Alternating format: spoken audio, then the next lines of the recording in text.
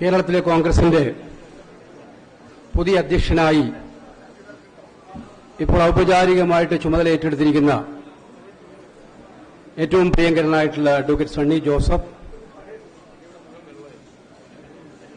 സ്ഥാനമൊഴിഞ്ഞ കേരളത്തിലെ കോൺഗ്രസുകാരുടെ പ്രിയ നേതാവ് ശ്രീ കെ സുധാകരൻ, അഖിലേന്ത്യാ കോൺഗ്രസ് കമ്മിറ്റിയുടെ ജനറൽ സെക്രട്ടറി ചുമതല വഹിക്കുന്ന ശ്രീമതി ദീപാദാസ് മുൻഷി, കേരളത്തിലെ പ്രിയങ്കരനായിട്ടുള്ള പ്രതിപക്ഷ നേതാവ് ശ്രീ വി ഡി സതീശൻ, പ്രിയങ്കരനായിട്ടുള്ള കോൺഗ്രസ് പ്രവർത്തക സമിതി അംഗം ശ്രീ രമേശ് ചെന്നിത്തല, കോൺഗ്രസ് പ്രവർത്തക സമിതിയിലെ പ്രത്യേക ക്ഷണിതാവ് ശ്രീ കൊടിക്കുന്നിൽ സുരേഷ്, മുൻ കെപിസിസി പ്രസിഡന്റ്മാർ Shri K Muraleedharan, Shri V M Sudheeran, Shri M M Hassan, യുഡിഎഫിന്റെ പ്രിയങ്കരനായിട്ടുള്ള കൺവീനർ ശ്രീ അടൂർ പ്രകാശ്, പ്രിയപ്പെട്ട പുതിയ വർക്കിംഗ് പ്രസിഡന്റ്മാർ Shri P C Vishnunath, Shri A P Anilkumar, Shri Shafi Parambil, മറ്റു ബഹുമാന്യരായ കോൺഗ്രസ് തറവാട്ടിലെ സഹപ്രവർത്തകരെ, സുഹൃത്തുക്കളെ, മാധ്യമരംഗത്തെ സുഹൃത്തുക്കളെ, വളരെ അഭിമാനകരവും സന്തോഷകരവുമായിട്ടുള്ള ഒരു മുഹൂർത്തമാണ് കേരളത്തിലെ കോൺഗ്രസിനെ സംബന്ധിച്ചിടത്തോളം ഇപ്പോൾ ഉണ്ടായിരിക്കുന്നത്. കഴിഞ്ഞ 4 വർഷക്കാലത്തോളം കേരളത്തിലെ കോൺഗ്രസിനെ സ്തുത്യർഹമായി മുന്നോട്ട് നയിച്ച ഏറ്റവും പ്രിയങ്കരനായിട്ടുള്ള ശ്രീ കെ സുധാകരൻ, അദ്ദേഹം ഇപ്പോൾ കഴിഞ്ഞ അദ്ദേഹത്തിന്റെ പ്രസംഗത്തിലൂടെ അദ്ദേഹത്തിന്റെ കാലഘട്ടത്തിൽ നടത്തിയ വിജയങ്ങളുടെയും പ്രവർത്തനങ്ങളുടെയും സമര മുന്നേറ്റങ്ങളെയും കുറിച്ചൊക്കെ തന്നെ സൂചിപ്പിക്കുകയുണ്ടായി. വളരെ ധീരമായി കേരളത്തിലെ കോൺഗ്രസിനെ കഴിഞ്ഞ 4 വർഷക്കാലം മുന്നോട്ട് നയിക്കാൻ, കോൺഗ്രസ് പ്രവർത്തകരെ ചേർത്ത് പിടിക്കാൻ, നമ്മുടെ രാഷ്ട്രീയ എതിരാളികൾക്കെതിരായിട്ടുള്ള ശക്തമായ പോരാട്ടം നയിക്കാൻ അദ്ദേഹം നൽകിയ സംഭാവനകളെ അങ്ങേയറ്റം അഖിലേന്ത്യാ കോൺഗ്രസ് കമ്മിറ്റിക്ക് വേണ്ടി അഭിവാദ്യം ചെയ്യാൻ ആഗ്രഹിക്കുകയാണ്.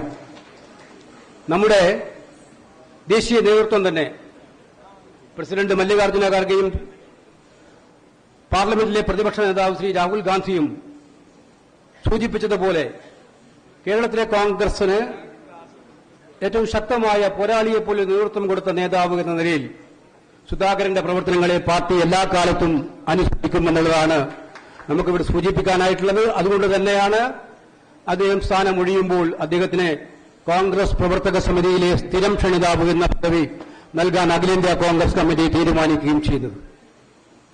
സണ്ണി ജോസഫ് മുഖവിരകൾ ആവശ്യമില്ലാത്ത നേതാവാണ്. എനിക്കറിയാം, വളരെ കൊച്ചുനാളിലെ പയ്യന്നൂർ കോളേജിലെ കേരളം തൊട്ട് എനിക്കറിയാവുന്ന നേതാവാണ് ശ്രീ സണ്ണി ജോസഫ്. സൗമ്യൻ, മൃദു സമീപനക്കാരൻ, പക്ഷേ ആശയങ്ങളിലും നിലപാടുകളിലും അടിയുറച്ചു നിൽക്കുന്ന ധീരനായ പോരാളി. ഇതാണ് അഡ്വക്കേറ്റ് സണ്ണി ജോസഫ്. പേരാവൂരിൽ നിന്നും 3 തവണ തുടർച്ചയായി എല്ലാ വെല്ലുവിളിയെയും അതിജീവിച്ചുകൊണ്ട് ജയിക്കുക മാത്രമല്ല, കണ്ണൂർ ജില്ലയിലെ കോൺഗ്രസിനെ കെട്ടിപ്പടുക്കാൻ ഏറ്റവും വിലപ്പെട്ട സംഭാവന നൽകിയ ഒരു ധീരനായ നേതാവിനെയാണ് അഖിലേന്ത്യാ കോൺഗ്രസ് കമ്മിറ്റി കേരളത്തിന്റെ പുതിയ പ്രസിഡന്റായി ചുമതല ഏറ്റെടുത്തിരിക്കുന്ന സണ്ണി ആ ചുമതല ഭംഗിയായി നിർവഹിക്കുമെന്നുള്ള കാര്യത്തിൽ തികഞ്ഞ ആത്മവിശ്വാസമുണ്ട് നമുക്കെല്ലാവർക്കും. സണ്ണിയോടൊപ്പം യുഡിഎഫിന്റെ കൺവീനറായി എം എം ഹസൻ, നേരത്തെ ഞാൻ സൂചിപ്പിച്ചു, വളരെ മനോഹരമായിട്ട് യുഡിഎഫിന്റെ കൺവീനർ എന്ന നിലയിൽ എല്ലാവരെയും ഏകോപിപ്പിച്ചുകൊണ്ടായിരുന്നു അദ്ദേഹത്തിന്റെ പ്രവർത്തനം. ഒരു പരാതിയും ആർക്കും ഇല്ലാത്തവണ്ണം നന്നായി മുന്നോട്ട് പോയി. ഒരു ടീം പാക്കേജ് വേണം, കേരളത്തിൽ പുനഃസംഘടന ഉണ്ടാകുമ്പോൾ ഒരു ടീം പാക്കേജ് വേണം എന്നതിന്റെ ഒറ്റ ഭാഗമായതുകൊണ്ട് മാത്രമാണ് എം എം ഹസൻ ആ സ്ഥാനത്ത് മാറുന്നത്. അതുകൊണ്ട് ഹസനെ ഞാൻ അങ്ങേയറ്റത്തെ അഭിനന്ദിക്കാൻ ആഗ്രഹിക്കുകയാണ്. ശ്രീ അടൂർ പ്രകാശ്, ആറ്റിങ്ങൽ പോലെയുള്ള മണ്ഡലം കഴിഞ്ഞ കുറെ വർഷങ്ങളായി നമുക്ക് കിട്ടാതിരുന്ന മണ്ഡലത്തെ തിരിച്ചുപിടിക്കാൻ, കോന്യാദ്യമായി തിരിച്ചുപിടിക്കാൻ മാർക്സിസ്റ്റ് പാർട്ടിയുടെ കോട്ടകൊത്തകളിൽ കടന്നു നിന്ന് നേരിടാൻ കഴിയുന്ന ധീരനായ ഒരു നേതാവിനെ തന്നെ യുഡിഎഫിനെ ചുക്കാൻ ഏൽപ്പിച്ചിരിക്കുന്നതിലൂടെ നമുക്ക് അഭിമാനിക്കാം. യുഡിഎഫ് അടൂർ പ്രകാശിൽ ഭദ്രമാണെന്ന്. 3 വർക്കിംഗ് പ്രസിഡന്റുമാർ, കഴിഞ്ഞ 3 വർക്കിംഗ് പ്രസിഡന്റുമാരും മിടുക്കന്മാരായിരുന്നു. കോൺഗ്രസ് പ്രവർത്തക സമിതിയിലെ അംഗം, പാർലമെന്റിലെ കോൺഗ്രസിന്റെ ലോക്സഭയിലെ ചീഫ് വിപ്പ്, വർക്കിംഗ് പ്രസിഡന്റ് എന്ന നിലയിലും സുരേഷ് നല്ല പ്രകടനമാണ് കാഴ്ചവെച്ചത്. സിദ്ദിഖ് അതിമനോഹരമായിട്ടുള്ള പ്രവർത്തനങ്ങളാണ് കാഴ്ചവെച്ചത്. അതുപോലെ തന്നെയാണ് ശ്രീ ടി എൻ പ്രതാപനും. നമുക്കറിയാം, തീരദേശത്തെ ജനങ്ങളുടെ പ്രശ്നങ്ങൾ ഏറ്റെടുക്കാനും മുന്നോട്ട് പോകാനും നല്ല നിലപാടുകൾ സ്വീകരിച്ചത്. അവർ 3 പേരും പൊതുവായ പുനഃസംഘടനയുടെ ഭാഗമായി മാറി നിൽക്കാൻ തീരുമാനിച്ചപ്പോൾ വന്ന 3 പേർ നിങ്ങൾക്കെല്ലാവർക്കും അറിയാം. കേരളത്തിലെ കോൺഗ്രസുകാർ മനസ്സിൽ താലോലിക്കുന്ന പേരുകളാണ്. ശ്രീ ഷാഫി പറമ്പിലും ശ്രീ അനിൽകുമാറും ശ്രീ പി സി കൃഷ്ണദാസും എന്ന് ഉറപ്പിച്ച് പറയാൻ സാധിക്കും. സണ്ണിയുടെ പുതിയ മാധ്യമങ്ങളൊക്കെ new Sunny team is arrived. Congress എന്ന് പറയുന്നത് ഒരു ടീം വർക്കാണ്. ഒരാൾക്കൊന്നും ഒറ്റയ്ക്ക് ചെയ്യാൻ പറ്റില്ല. കോൺഗ്രസ് എല്ലാ കാലത്തും ഒരു ടീം വർക്കിലൂടെ മാത്രമേ ജയിക്കാൻ കഴിഞ്ഞിട്ടുള്ളൂ. സണ്ണിയുടെ നേതൃത്വത്തിൽ 3 വർക്കിംഗ് പ്രസിഡന്റുമാർ, CLP ഉണ്ട് ഇവിടെ, നിയമസഭയുടെ കാര്യങ്ങൾ നോക്കാനും നിയമസഭാ കക്ഷി നേതാവെന്നതിൽ ശക്തമായി മുന്നോട്ട് പോവുകയും ചെയ്യുന്ന CLP ഉണ്ട്. പ്രവർത്തക സമിതി അംഗങ്ങളുണ്ട്. പാർട്ടിയുടെ ഒറ്റക്കെട്ടായിട്ടുള്ള മുൻ പ്രസിഡന്റുമാരുണ്ട്. താഴെ തൊട്ട് മുതൽ മുകളിലോട്ടുള്ള പ്രവർത്തകരുണ്ട്. ഇവരെല്ലാവരും കൂടി നിന്നാൽ നമുക്ക് സംശയം വേണ്ട. നമ്മുടെ ലക്ഷ്യം വളരെ സീരിയസ് ലക്ഷ്യങ്ങളാണ്. 2025 നടക്കാൻ പോകുന്ന തദ്ദേശ ഭരണ സ്ഥാപന തെരഞ്ഞെടുപ്പുകളും 2026 നടക്കുന്ന നിയമസഭാ തെരഞ്ഞെടുപ്പുകളിലും കോൺഗ്രസിനെയും UDF-നെയും വിജയിപ്പിക്കുക എന്നുള്ള ഏറ്റവും വലിയ ഭാരിച്ച ദൌത്യത്തിലേക്ക് ഇന്ന് ഇന്ദിരാഭവനിൽ നിന്നും കൂടുതൽ ക്രിയാത്മകമായി നമ്മൾ മുന്നോട്ട് പോവുകയാണ്. ഞാൻ വിനയപൂർവ്വം അഭ്യർത്ഥിക്കാൻ ആഗ്രഹിക്കുകയാണ്. ഞാൻ നേരത്തെ പറഞ്ഞു, ടീം വർക്കാണ്. ഈ ടീം ഒറ്റക്കെട്ടായി മുന്നോട്ട് പോകും. ലക്ഷ്യം ഒന്നേ ഒന്ന് ലക്ഷ്യം. ലക്ഷ്യത്തിന്റെ മുന്നിൽ എത്തിച്ചേരാനുള്ള ഏറ്റവും ശക്തമായ വഴി എന്ന് പറഞ്ഞ് യോജിച്ചുള്ള വളരെ ചിട്ടയായിട്ടുള്ള പ്രവർത്തനങ്ങളാണ്. ആ ചിട്ടയായ പ്രവർത്തനങ്ങൾക്ക് ശക്തമായി മുന്നോട്ട് പോകാൻ പറ്റുന്ന ടീമുണ്ട്. അതിന് സഹായിക്കാൻ പറ്റുന്ന വലിയ നിരയുണ്ട്. ആ ടീമും നിരയും കൂടി യോജിച്ചുകൊണ്ട് തന്നെ കേരളത്തിലെ ജനങ്ങൾ പ്രതീക്ഷിക്കുന്ന ഒരു കാര്യമുണ്ട്. ഇപ്പോൾ ജനങ്ങൾ മടുത്തൊരു ഭരണമാണ് കേരളത്തിലുള്ളത്. കോൺഗ്രസുകാർ മാത്രമല്ല, കമ്മ്യൂണിസ്റ്റുകാർക്ക് പോലും മടുത്തൊരു ഭരണമാണ് കേരളത്തിലുള്ളത്. അതുകൊണ്ട് ആ ജനങ്ങളുടെ പ്രതീക്ഷകളെ ഒത്തുവരാൻ കോൺഗ്രസ് എല്ലാം ഒറ്റക്കെട്ടായി ഒരു ടീമായി വിജയത്തിലേക്ക് പോകുന്ന ഒരു കാഴ്ചയാണ് കേരളത്തിലെ ജനങ്ങൾ പ്രതീക്ഷിക്കുന്നത്. ആ പ്രതീക്ഷകൾക്ക് ഒത്തുവരാൻ ഇനി ഒരു നിമിഷം പോലും നമുക്ക് പാഴാക്കാനില്ല എന്നുള്ള കാര്യം നമ്മൾ ഓരോരുത്തരും മനസ്സിലാക്കണമെന്ന് വിനയപൂർവ്വം ഞാൻ അഭ്യർത്ഥിക്കുന്നു.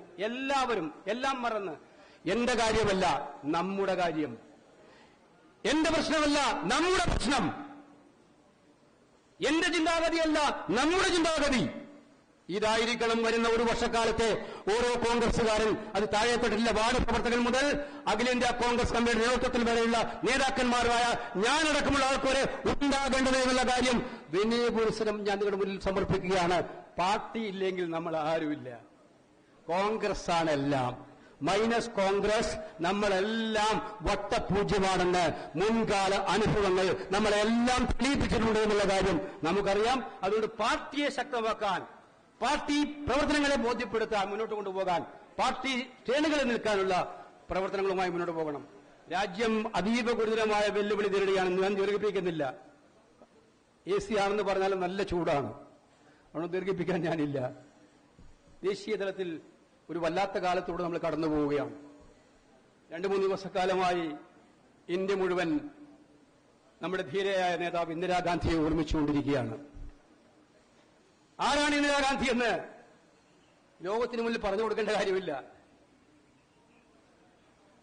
കപ്പൽപ്പടയെ അയച്ച് നമ്മളെ തോൽപ്പിക്കാമെന്ന് പറഞ്ഞപ്പോൾ ആ കപ്പൽപ്പട അറബിക്കടലിൽ നിൽക്കുകയുള്ളൂ. അത് ഇന്ത്യയിലേക്ക് കടന്നാൽ അതിന്റെ ദുരനുഭവങ്ങൾ അറിയേണ്ടി വരും എന്ന് പറയുന്നതാണ്. 4000 മൈലുകൾക്കകലെയുള്ള ഏതെങ്കിലും രാജ്യം പറയുന്ന ഉപദേശങ്ങൾ കേൾക്കാനല്ല ഇന്ത്യയുടെ നയതന്ത്രവും ഇന്ത്യയുടെ ആഭ്യന്തര സുരക്ഷിതത്വവും എന്ന് ഉറച്ച നിലപാടെടുത്ത പ്രധാനമന്ത്രി ഇന്ന് പഹൽഗാമിലുണ്ടായ അതീവ ഗുരുതരമായിട്ടുള്ള സാഹചര്യങ്ങൾ നമുക്കെല്ലാവർക്കും അറിയാം. നമുക്ക് വേദനയുണ്ട്, ദുരന്തമുണ്ട്. നമ്മുടെ കേരളത്തിലെ ഒരു സഹപ്രവർത്തകൻ പോലും ജീവൻ ബലിയർപ്പിക്കേണ്ടി വന്ന ദുരന്തമാണ്. നമ്മളെല്ലാം അത് സംസാരിച്ചതാണ്. അവിടെ നമ്മുടെ സൈന്യം ശക്തമായി നടത്തിയ പോരാട്ടങ്ങളെല്ലാം ഞാൻ ബഹുമാനിക്കുന്നു. കോൺഗ്രസും ഇന്ത്യയിലെ പ്രതിപക്ഷങ്ങളും ഒറ്റക്കെട്ടായി ഗവൺമെന്റ് മുന്നിൽ നിന്നു. 2 സർവകക്ഷി യോഗങ്ങളിലും കോൺഗ്രസ് ശക്തമായ നിലപാടെടുത്തു. രാജ്യത്തിന്റെ കൂടെയാണ്, സൈന്യത്തിന്റെ കൂടെയാണ് ഇന്ത്യയിലെ കോൺഗ്രസ്, ഇന്ത്യയിലെ ഇന്ത്യ മുന്നണി. എല്ലാ പിന്തുണയും കൊടുത്തു, എല്ലാം മുന്നോട്ട് പോയി. സൈന്യം നന്നായി പോരാടി, സൈന്യത്തിനെ ഞങ്ങൾ സല്യൂട്ട് ചെയ്യുന്നു. പക്ഷെ ചോദ്യങ്ങൾ അന്തരീക്ഷത്തിൽ ഉയരുന്നുണ്ട്. ഇനി ചോദ്യങ്ങൾ ചോദിക്കാതെ പോകാൻ പറ്റില്ല നമുക്ക്. ചോദ്യങ്ങൾ ചോദിക്കുന്നത് ഭാവിയിലെ ഇന്നുണ്ടായ തെറ്റുകൾ ആവർത്തിക്കാതിരിക്കാൻ വേണ്ടിയിട്ടാണ് ചോദ്യങ്ങൾ. സിംല കരാർ ലംഘിക്കപ്പെട്ടോ എന്നുള്ള ചോദ്യം ഈ അന്തരീക്ഷത്തിൽ ഉയരുന്നുണ്ട്. കാശ്മീരും ഇന്ത്യയും തമ്മിൽ കാശ്മീരിന് വേണ്ടി ഇന്ത്യയും പാകിസ്ഥാനും തർക്കമുണ്ടായാൽ അവിടെ മൂന്നാം കക്ഷിയുടെ ഇടപെടൽ ഉണ്ടാകില്ല എന്നുള്ള സിംല കരാർ ലംഘിച്ചോ? ഡൊണാൾഡ് ട്രംപ് എല്ലാ ദിവസവും പ്രസ്താവന ഇറക്കിക്കൊണ്ടേയിരിക്കുകയാണ് അദ്ദേഹമാണ് ഈ പ്രശ്നത്തിൽ ഇടപെട്ടതെന്ന്. സർക്കാരിന്റെ ക്ലാരിഫിക്കേഷൻ ആവശ്യമുണ്ട്. നമ്മുടെ വിദേശ നയത്തിൽ ഉണ്ടായിട്ടുള്ള സാഹചര്യങ്ങൾ എങ്ങനെയാണ്? എന്തെങ്കിലും പാഴ്ചകൾ ഉണ്ടായിട്ടുണ്ടോ?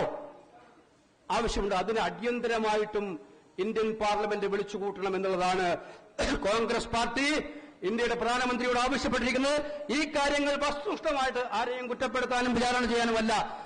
ഇന്നെന്തെങ്കിലും പാകപ്പിഴകൾ സംഭവിച്ചിട്ടുണ്ടെങ്കിൽ ആ പാകപ്പിഴകൾ ഭാവിയിൽ തിരുത്താൻ വേണ്ടി നമ്മുടെ പ്രിയപ്പെട്ടവരുടെ ജീവൻ ബലിയർപ്പിച്ചുകൊണ്ടുപോയ പാകിസ്ഥാനെതിരായിട്ടുള്ള നിലപാടിൽ ഒരു വിട്ടുവീഴ്ചയും കൂടാതെ ഇന്ത്യ രാജ്യത്ത് നിലനിർത്താൻ വേണ്ടിയിട്ടുള്ള പോരാട്ടം തുടരാൻ നമുക്ക്